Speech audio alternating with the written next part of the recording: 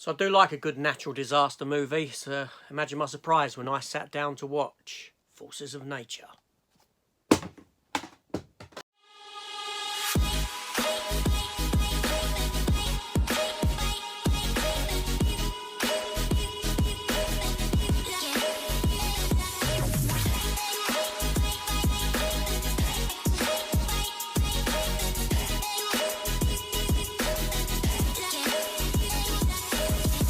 So welcome back to the channel, everyone, and welcome to this here new movie review for the 1990 Sandra Bullock and Ben Affleck rom-com Forces of Nature.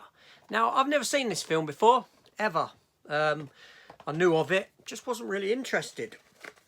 But the other day, Pure Hangout pulled it on his channel as one of his random rankings, and I thought to myself, I've not seen that. I like Sandra Bullock. I like Ben Affleck. Steve Zahn's all right. He's in it.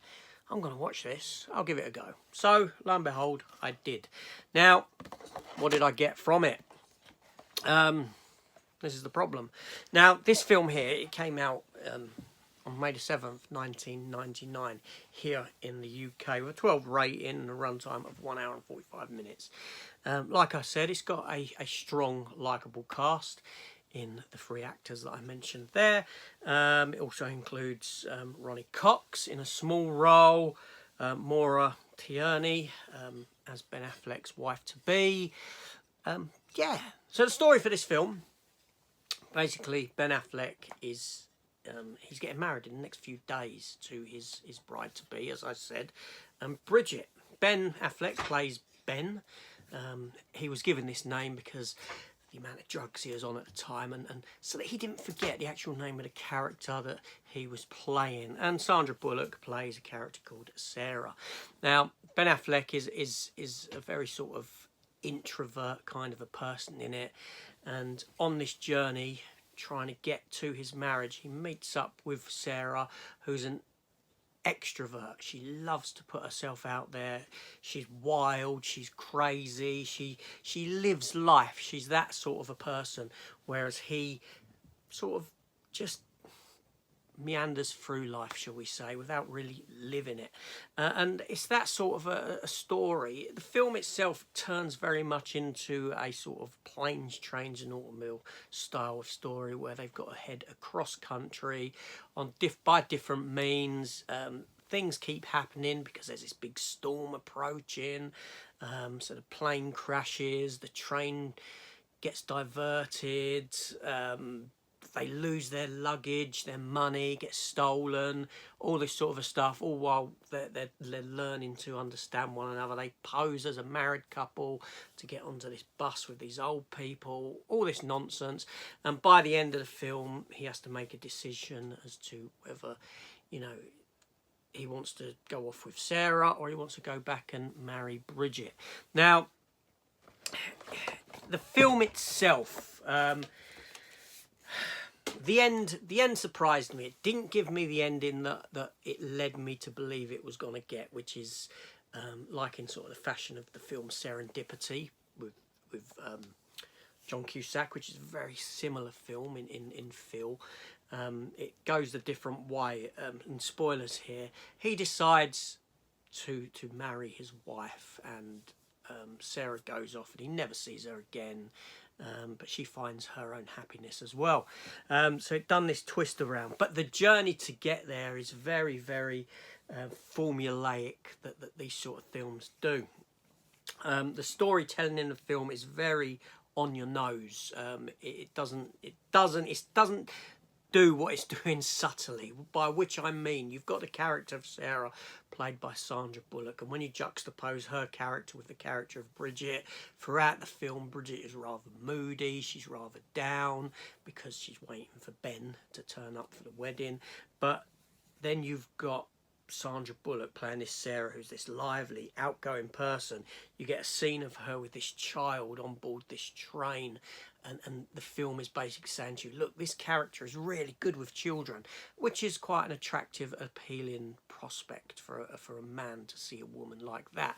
Not only that, then later on when they're with the old people, she's dancing with some of the old folk, and again, it's that. It's like this person here is you know, she's good with old people as well, you know, and everyone loves her, so you in turn love her. But the Bridget character, no, not so much. So much so that there's a scene where it seems like Ben Affleck and Sandra Bullock are gonna sleep together, and it cuts away to someone in bed, and as the camera pulls back, you actually realise that Bridget is in bed, and she's made a mistake by sleeping with this fella that loves her, basically. So it's setting the whole thing up for you as an audience member to like one character, to like the other, to hate the other, but it's not done in a subtle manner. Yeah, it was so on your nose. I was gushing blood, and I was, you know, you don't stuff tissue up, you just let it bleed, and if it keeps bleeding for so long, you go to the hospital. But there we go.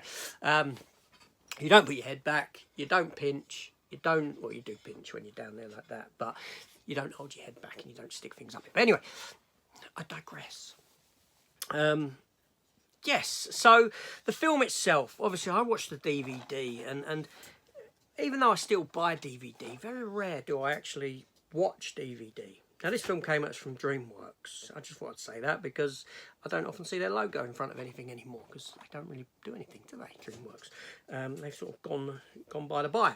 But the film looks ugly.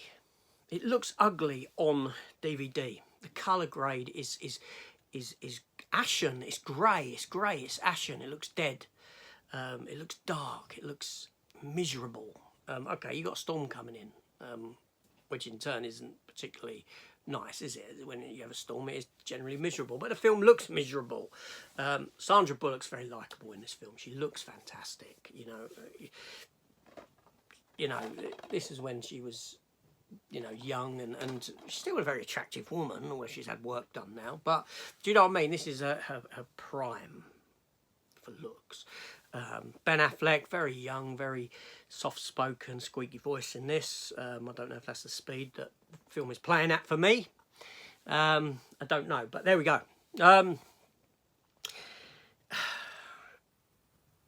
Like I said, the end was a surprise. It pulled the rug out from under me.